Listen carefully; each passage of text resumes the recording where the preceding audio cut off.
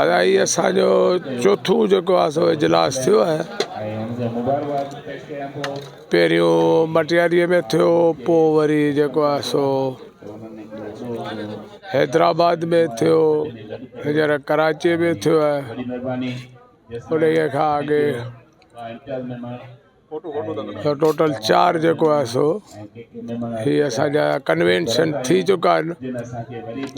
असां जेको आहे समाजी कम करणु चाहियूं था, जेको हर तबके खे, ये न त सिर्फ़ु रुगो मेमणनि जे लाइ ई आहे सिंध मेमण ताल, नालो ज़रूरु आहे सिंध मेमण ताल, पर हीअ असां हर बिरादरीअ खे इंशाअल्लाह ताला जेको आहे सो जेको असां खां पहुच हूंदी उहो जेको आहे सो मदद कंदासीं जेतिरी असांजी पहुच हूंदी। असां जेको आहे हींअर बि जेको आहे इहो ख़ासि केली बिरादरीअ वारनि खे जेके जहेज़ लाइ जेको आहे जेके मतिलबु इहो डोनेशन ॾेई सघियासीं उहो ॾिनासीं।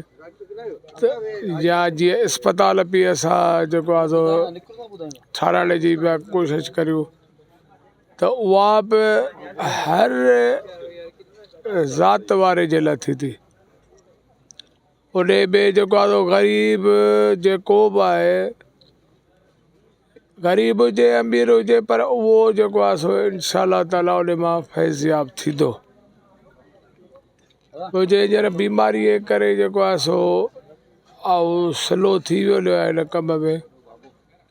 मुंहिंजो बिरादरीअ खे चयो आहे त बाबा हिनखे कम खे थोरो तेज़ करियो ऐं मुंहिंजे लाइ दुआ बि करियो। सॼी सिंध खे उहा अपील बि कंदुसि त हीउ जेको मूं अस्पताल वारो जेको कमु खयो आहे पंहिंजे सिर ते, त उहो जेको आहे सो पाए तकमील ते आऊं पहुचाया।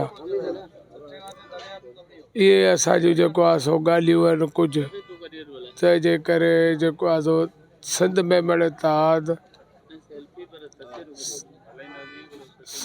इत्तेहाद जेको आहे सो इंशाअल्लाह ताला ही जेके ॿियूं बिरादरियूं आहिनि उन्हनि खे पाण सां गॾु खणी हलंदो। हीअ सियासी कंहिं बि क़िस्म जी ॻाल्हि कान्हे। माण्हू चवनि था बाबा हीअ सियासी आहे, हीअ जेको आहे सो सियासत पिया चमकाइनि, का बि कंहिं बि क़िस्म जी सियासत चमकायूं कोन पिया। ही फी सबीलिल्लाह असां जेको आहे सो कमु कयो आहे ऐं इंशाअल्लाह ताला हयाती आहे त उन खे पाए तकमील ताईं पहुचाईंदासीं।